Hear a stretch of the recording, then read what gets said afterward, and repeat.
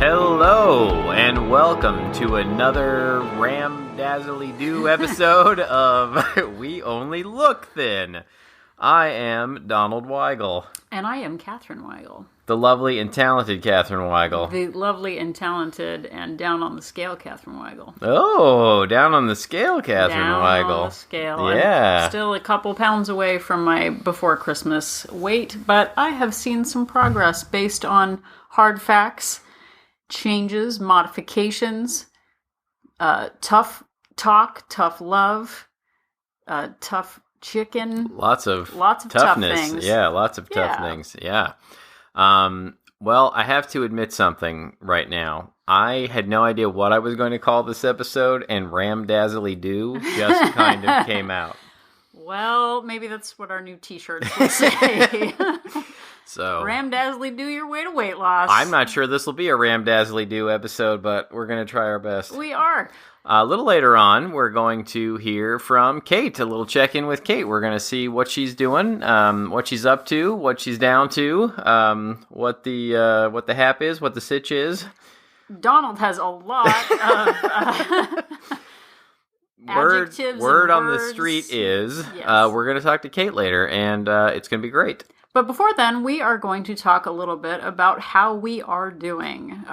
Just because we have a weight loss podcast, just because we're inspiring, doesn't mean we don't struggle like normal humans. Yes, normal humans, like I pretend to be. So as many of our listeners out there in TV land know, Donald works in the film business, and the TV business, and the business of show. And that means really long hours. The biz, as my parents think we all call it. And there are many food opportunities, and there's also a lot of opportunity to sit at a desk for 15 to 17 hours a day. And yeah, on Friday, this is Sunday right now, I worked a 16-hour day. I got to work at 10:30 in the morning. I was there till 2:30, got home about 3 a.m. Yeah, and for anyone who works shift work, for anyone with an unusual schedule, the vampires out there in the audience who might work late, Donald has been, would you say struggling, or do you just think you're kind of off sync? What kind of positive spin could we put on your current situation? I'd like to say struggling. Struggling. Let's just call it what it is. Yeah, let's just go out struggle there and bus party of call one. it struggling. Here's the captain of the struggle bus. And a lot of issues with being really solid all day, and then at 2 a.m. just sort of losing my willpower, passing up on lots of delicious things all day and feeling really good about it, and then just like losing it at 2 in the morning. Yeah, and I think it speaks to, you're very structured, and you're very good at timing yourself in terms of eating, which is something that I've started doing. Not timing how long it takes to eat something like a contest, but spacing out your food in such a way that you... Yeah, like typically I'll eat lunch at 1 o'clock, and then I will have a snack at 3, and a snack at 4, and a snack at 5, and his a snack foursies, at 6. his fivesies, his sixties. And then I will try and eat dinner between 7:30 and 8.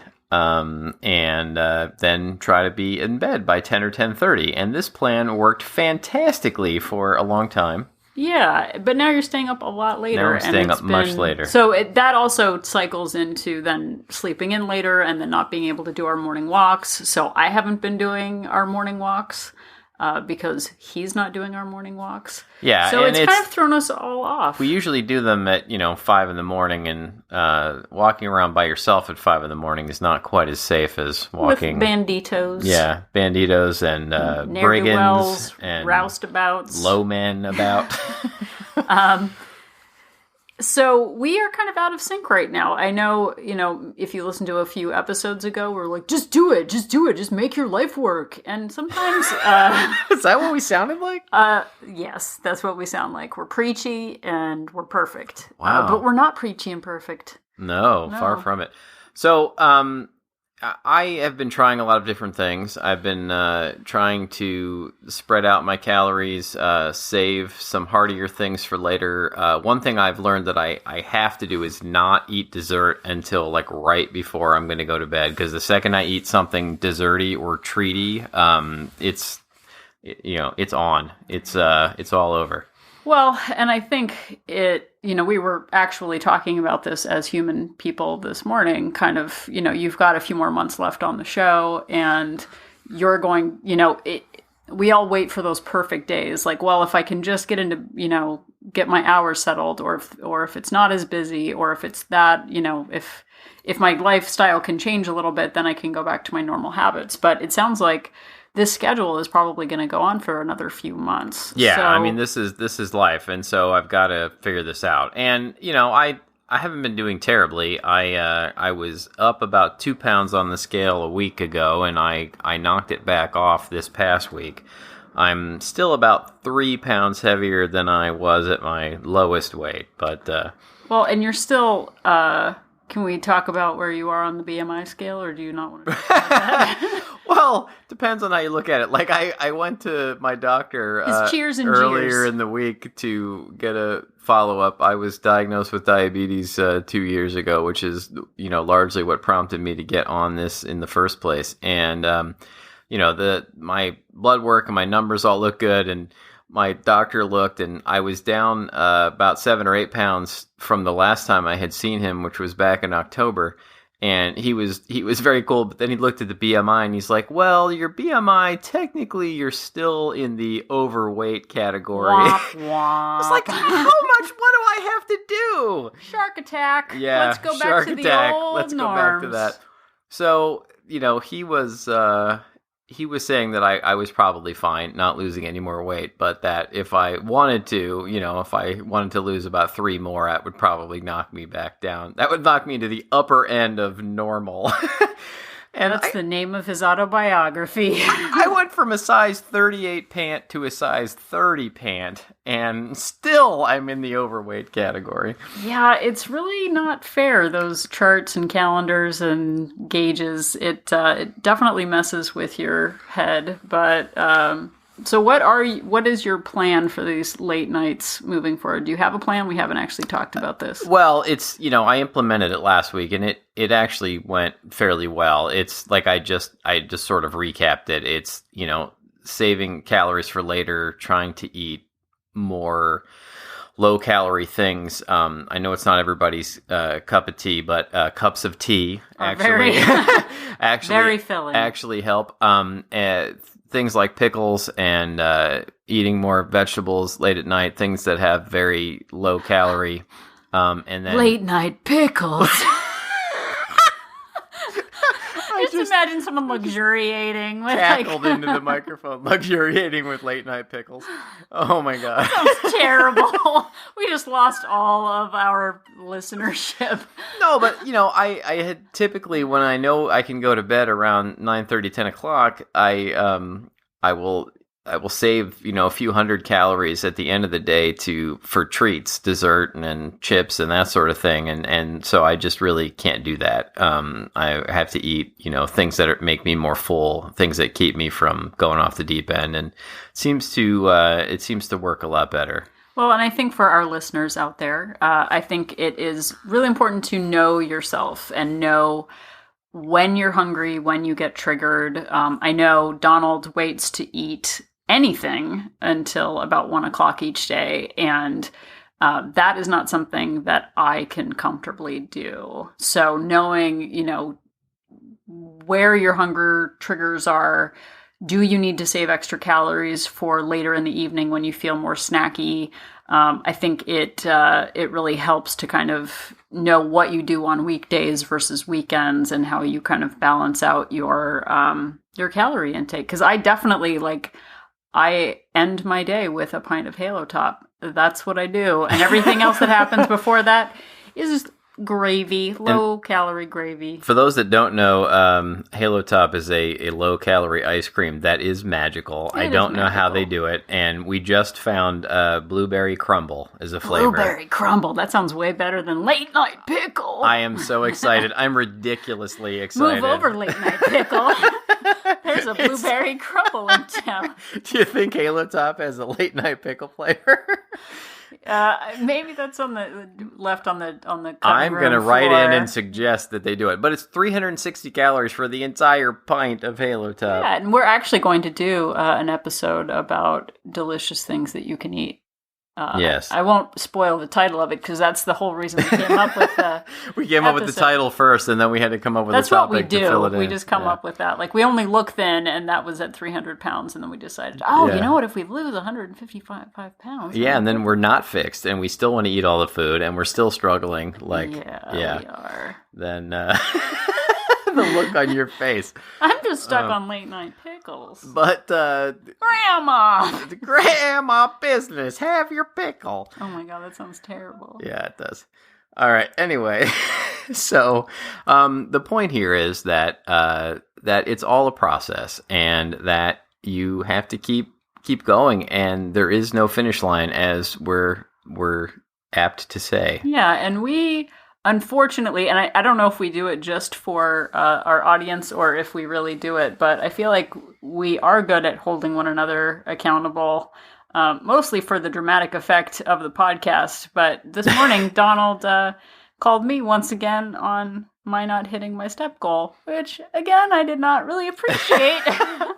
Well, it's like the reason we haven't been doing our morning walks necessarily is because I've been at work till 2 or 3, and then I'll get up and do a walk before work. But she's already working, or sometimes like tomorrow I have to be at work at 7 a.m. So we're not going to get up at 3 to do our walk because that would be a little crazy. That's a little crazy. So I said, but why aren't you doing your walk? And I paced myself. I measured my words. But I think it is easy to erode good habits. And I have been eroding.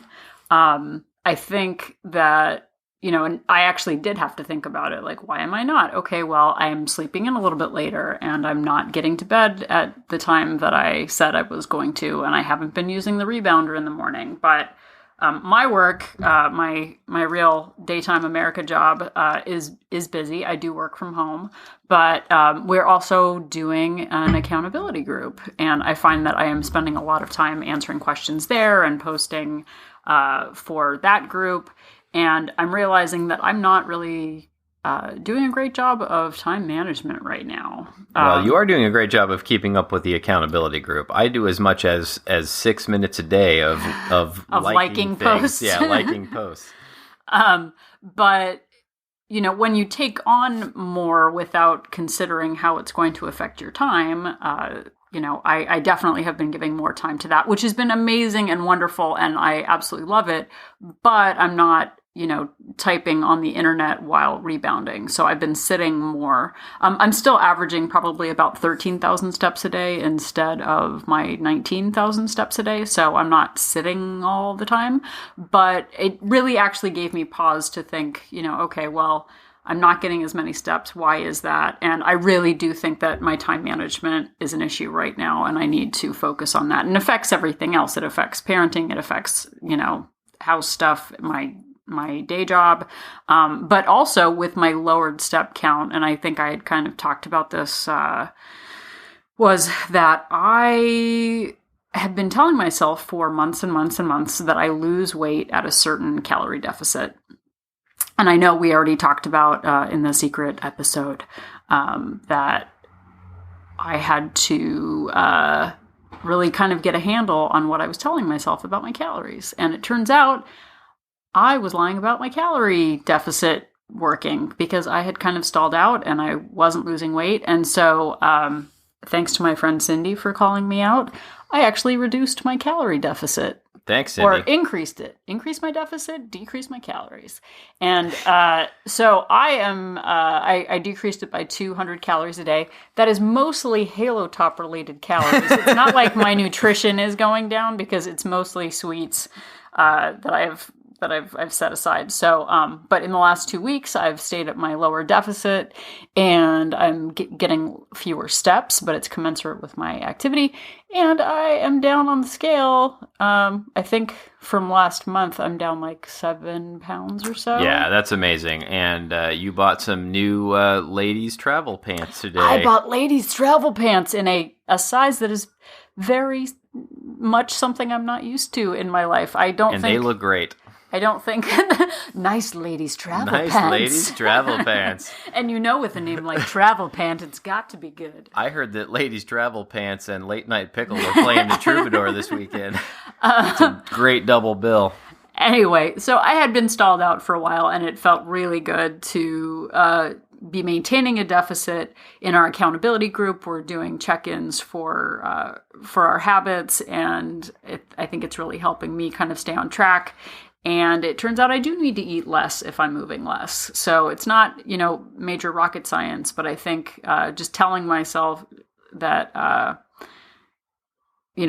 I should say believing that I could lose at a higher calorie deficit was just a belief. It wasn't the facts. So now I'm smaller and I'm not moving as much and I need to eat less. So, but I'm still going to eat a whole pint of Halo Top. That's still happening. Yeah, it's definitely happening. Well, I think that's enough of these shenanigans. Let's get on to the further shenanigans of checking in with Kate. Yeah, and, thanks again so much to everyone for the support of following Kate's journey. We really are all in this together, and so hopefully, Kate's message, as you will hear moving forward, it's very inspirational, and it's measured, and it's not insane and crazy, and there are no wraps, and there's no fat freezing, and there's no shark attacks. Just living life a little cleaner, a little more aware than before. Spoiler alert, so... All right. So without any further ado, which we're good at ado, let's talk to Kate. Great. Hello. We are here with Kate. Hello, Kate. Hello. How are you? We are the only look thin players or something. And we are here to get caught up on your exciting and perfect impeccable journey. Yeah. Just like ours. Yeah. So everything is fixed and solved, and you've conquered everything. That's what I heard. Yep. Done. Finished. Awesome. Check it off. Fantastic. Well, that about wraps it up. Bye-bye. No. So you are 5 weeks into this, I believe. I was not a math major, but I believe 5 weeks in now since the first time we talked to you. And how's it going? It's going really, really well. I am feeling great. The habits that I started at the beginning, I'm really still continuing. And while I wouldn't say that they're simple at this point, they're certainly a whole lot easier than they were week one in terms of being my everyday go-to habits. Oh, that's fantastic! And I know your mother's wedding was imminent when we spoke to you the last time. How did that go? It went really, really well. I did end up eating some sugar, and then I just jumped right back on it. So the wedding was on Saturday. The rehearsal was on Friday. At both the rehearsal and the wedding, I had some sugar, but I didn't go crazy. I didn't leave either of them stuffed. I danced all night at the wedding. And on Sunday, I just got myself right back on track. Oh, that sounds fantastic.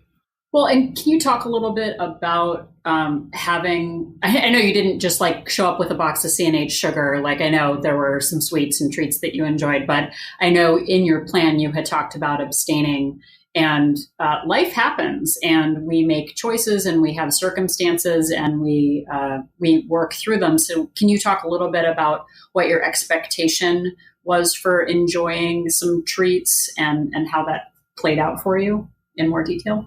Yeah, I think that my expectation going into it, I left things a little bit open in terms of if there was a treat that felt truly special and worth it to me, I would have that as this one planned occasion.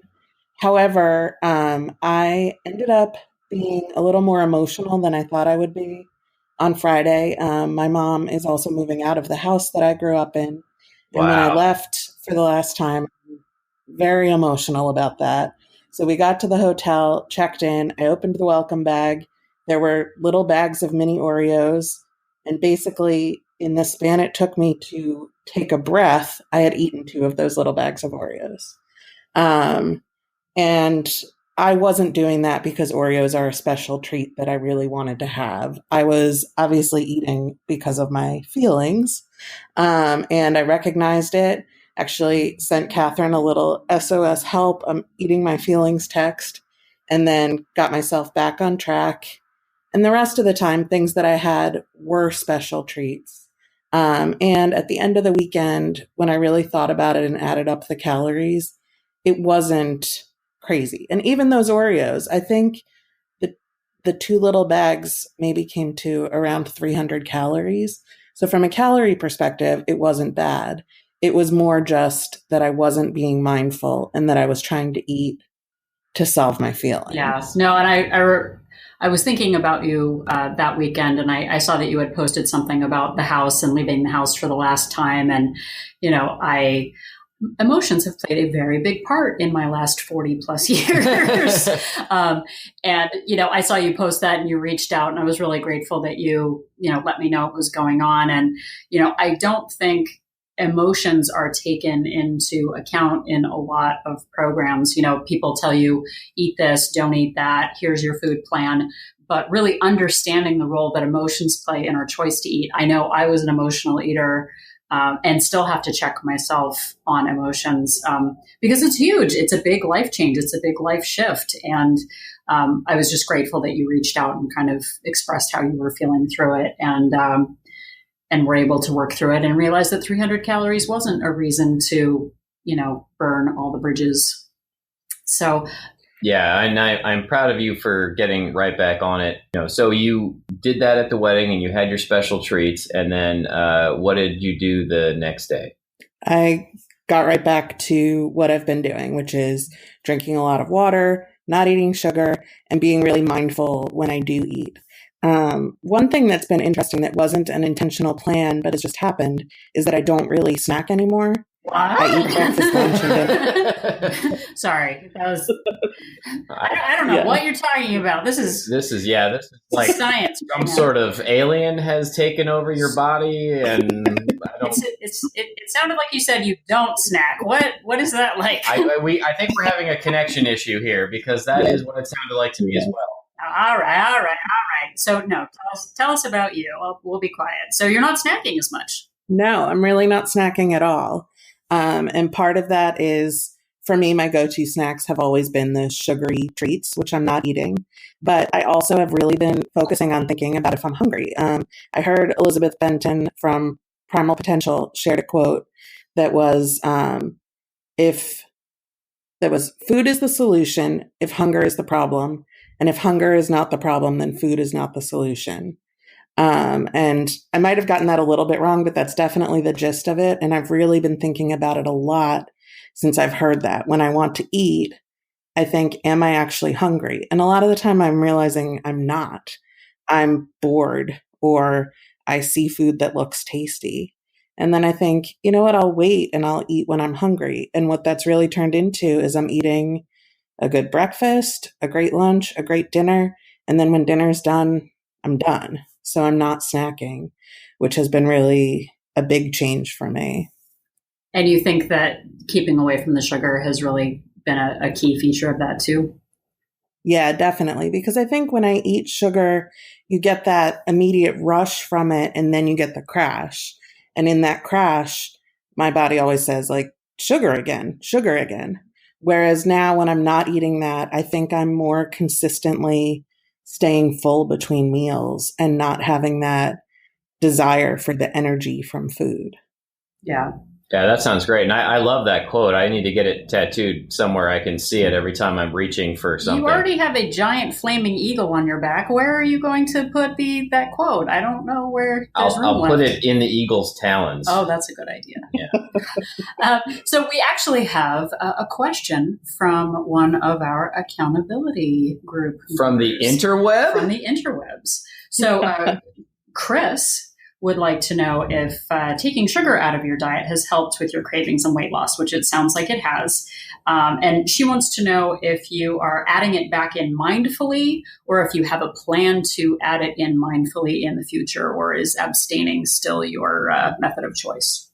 For now, I'm still abstaining. I'm not saying for the rest of time always I will never have sugar, because I know that that's not realistic. I think eventually I will probably add it back in mindfully.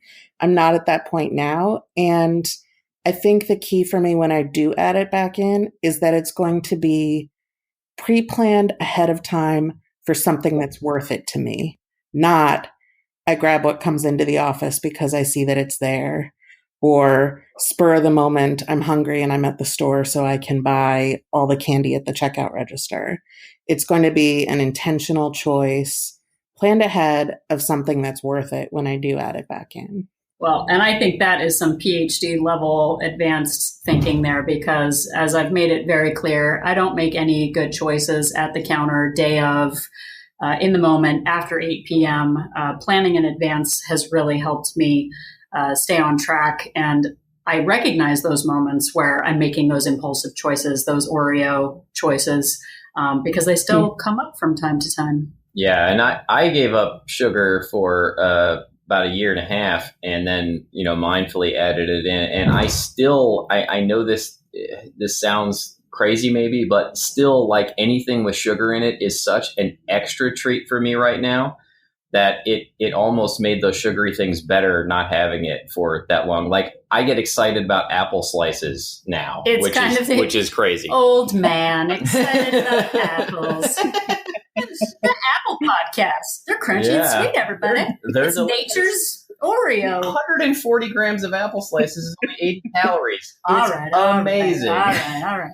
Are you, speaking of apple slices, are you eating a lot of fruit right now, or are you sticking more with veggies and protein?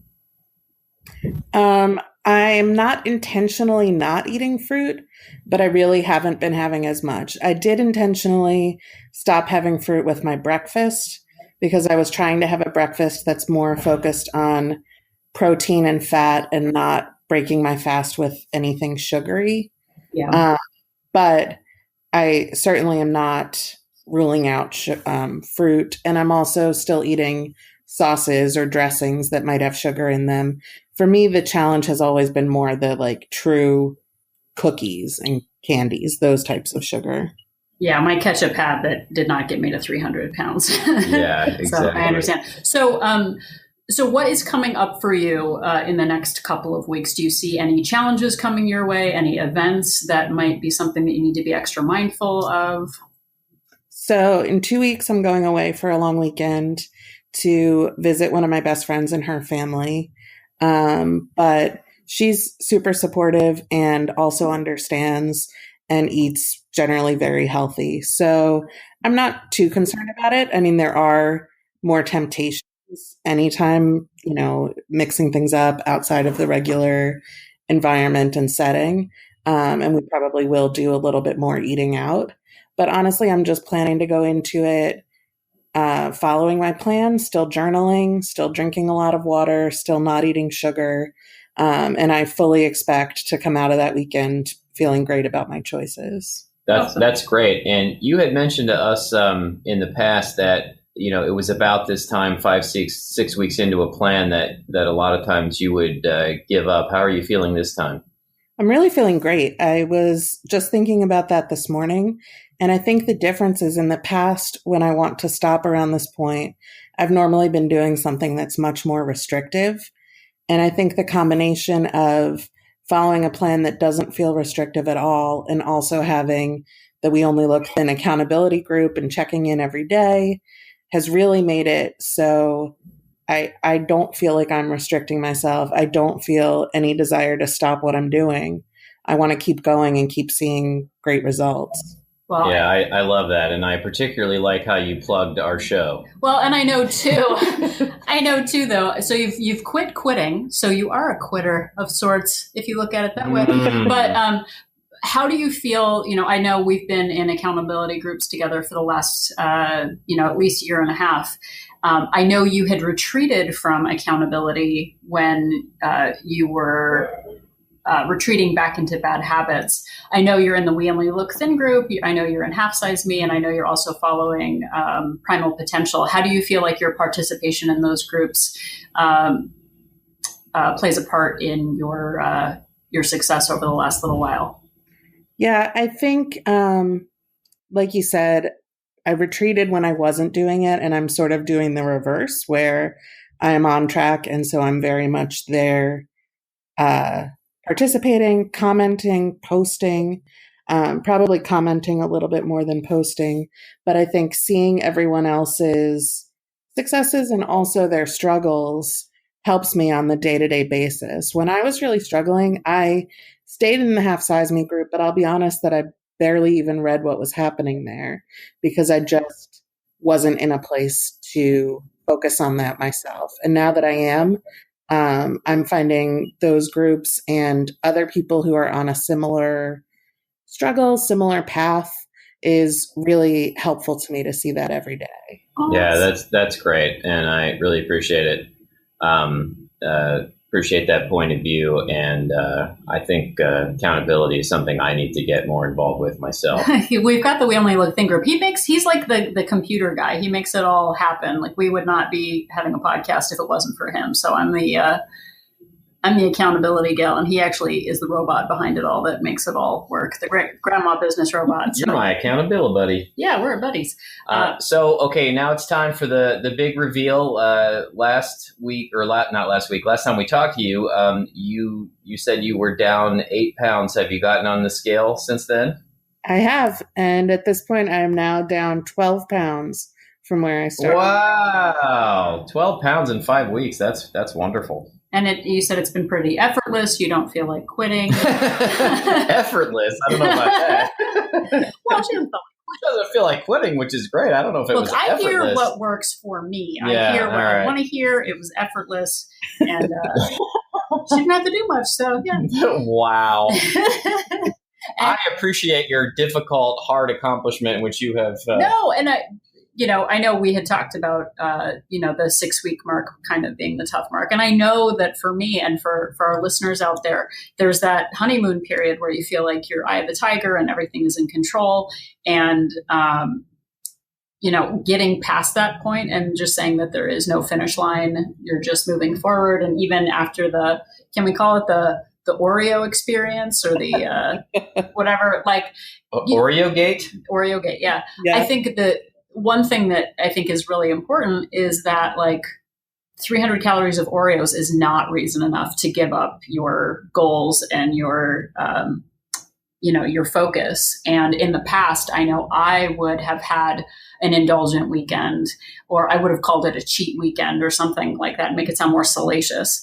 And I would have given up, and I gave up my way from 200 pounds to 300 pounds by just quitting whenever things weren't going my way. So I'm really grateful that you were able to push past that little indulgence and enjoy your weekend with your family. And it sounds like you've got a plan in place for your next exciting, thrilling weekend. So we're excited to keep going with you. Yeah, and in all sincerity, your success is inspiring me, and I have since the last time we've talked, I've tried to eat more mindfully at my desk, which was one thing that you suggested, and I'm not always successful at it, but I'm definitely trying, and I appreciate that. Yeah, we are all in this together. So thank you so much for being in our group and for sharing your journey, and we look forward to more inspiring. Yeah, we will check in with you in 2 more weeks. Before we go, is there anything else you wanted to talk about? Just one last thing. I just wanted to say thank you so much to everyone. After we spoke the last time, the first episode released, and the feedback on the accountability group and the We Only Look Thin page and Half Size Me, everyone was really super supportive. So I had a little bit of a vulnerability hangover that next day. And the feedback, though, was all people saying, we've been there, we understand, all super positive, and I really, really appreciate all of that. Oh, that's fantastic. No, I love hearing that. It really is just a circle of people just trying to support each other, and there is no end to this. So you're inspiring us. We are definitely inspiring you. Definitely. And you are. And to everyone out there, just keep on going, share your experiences, and trust good people with your struggles and your successes. So people like us. So anyway, all right. Well, thank you so much, Kate, and we will talk to you soon. And are we going to do the fake hang up thing again? We're gonna fake hang up. All okay. Right. Bye. Goodbye. Hang up. Hanging up. Click.